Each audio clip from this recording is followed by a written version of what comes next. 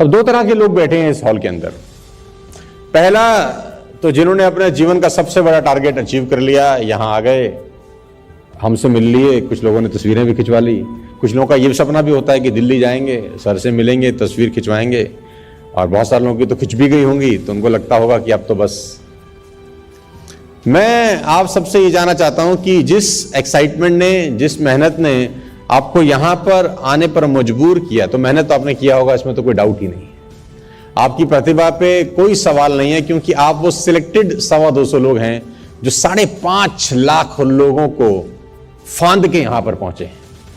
Out of 5.4 lakh people, 5.5 lakh लोगों के परिवार में से आप 250 लोग यहां पर पहुंचे हैं,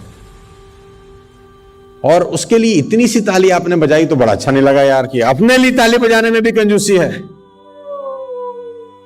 मुझे मेरी जिंदगी में सबसे पहला टारगेट मनाली का मिला था 2001 में। मुझे आज भी याद है कि मैं जिस कंपनी में था, उन्होंने टारगेट लॉन्च किया कि अगर आप इतना बिजनेस करेंगे तो आप मनाली जाएंगे।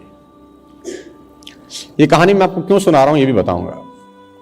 20 साल पहले की बात है, मैं करीब 21-22 साल का था। बहुत सारे लोग मेरी उम्र के यहां पर बैठे हैं, आज से 20 साल पहले जो मेरी उम्र थी। तो जब मनाली का टारगेट लॉन्च हुआ, कॉन्टेस्ट लॉन्च हुआ, तो मैं बड़ा एक्साइटेड था कि मनाली जाएंगे यार। और मेरे लिए उस जमाने में मनाली जाना मॉरिशस जाने से कम नहीं था। Middle class family, lower middle class family, पहाड़ी कभी जिंदगी में देखा नहीं था हमने, तो हम जुट गए यार बड़ी मेहनत के साथ कि नहीं यार, हम हर हालत में मनाली चले जाएंगे, और खुद भी जाएंगे और अपनी टीम को भी लेके जाएंगे। तो मेरे को बहुत सारे लोग बोलते थे यार को इतना मेहनत, इतना पागलपन की क्या जरूरत है, मनाली तो 5,000 रुपए देकर भी जा सकते हैं।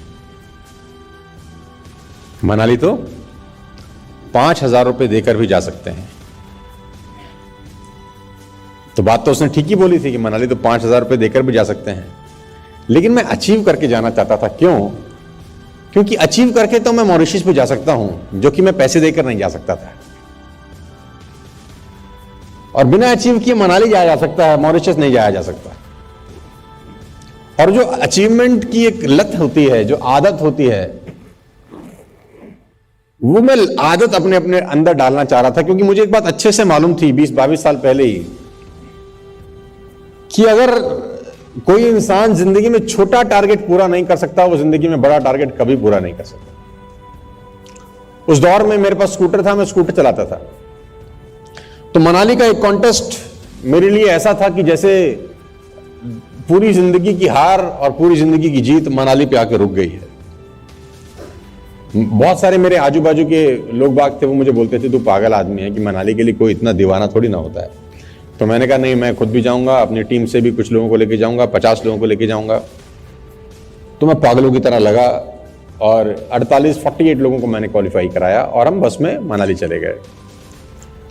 अब मनाली से जब वापस लौट के आए तो एक बात समझ में आ गई कि यार कर तो मैं सकता हूं। और अब इंतजार हुआ कि कुछ नया आए, कुछ नया कॉन्टेस्ट, हम उसके लिए काम करें।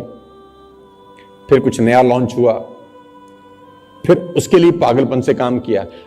वो नया कॉन्टेस्ट था, पहली बार हमको इंडिया से बाहर ले जाने का एक ऑफर, कि आप इंडिया से बाहर जा सकते हैं अगर आप फला फला बिजनेस करें। तो जो लोग मनाली के लिए मोटिवेटेड नहीं थे, वो इंडिया से बाहर जाने के लिए भी मोटिवेट नहीं हुए, क्योंकि वो टारगेट था नेपाल जाने का। तो उन्होंने बोला ये क्या है नेपाल, 10,000 में चले जाओ। तो ना तो उन्होंने मनाली किया, ना उन्होंने नेपाल किया, क्योंकि उनको लगता था तो 10,000 रुपए देके जा ही सकते हैं। लेकिन अपने को बात समझ में आ गई कि नहीं यार, अचीव करके जाना है यार।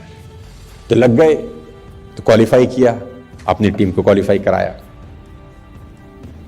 तो ये जो आदत डेवलप हुई मनाली से ना, कि अचीव करना है यार, जो टारगेट मेरी कंपनी, मेरा ग्रुप मेरे सामने पेश करेगा, बाय हुक और बाय क्रुक, दुनिया इधर की उधर हो जाए, कायनात पलट जाए, धरती उलट पलट हो जाए, अर्थक्वेक आ जाए, आग लग जाए, मुझे वो टारगेट अचीव करना है। और अगर वो टारगेट छोटा है तो अचीव करना ज्यादा जरूरी है। क्योंकि अगर आप छोटा ही टारगेट अचीव नहीं कर सकते तो आप क्या कल्पना करेंगे कि कभी बड़ा भी कर पाएंगे? तो जवाब है नहीं। तो वहां से जो टारगेट अचीव करने की आदत डल गई, उस आदत ने सेंट्रो से एस क्लास तक का सफर पूरा किया। From a second hand Santro to S class Mercedes, from a car worth rupees 2,40,000 rupees to a car worth rupees 1.7 crore rupees.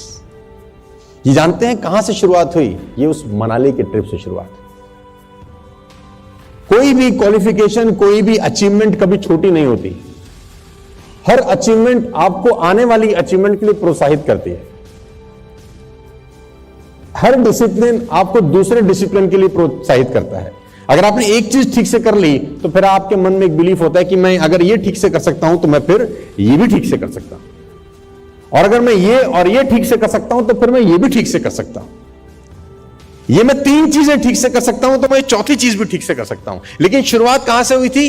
पहली चीज ठीक करने से, कि अगर मैं पहला कर सकता हूं तो दूसरा कर सकता हूं। अगर पहला ही नहीं हुआ होता तो दिमाग में रहता है कि मैं तो ये भी नहीं कर पाया, मैं ये क्या करूंगा। हेलो।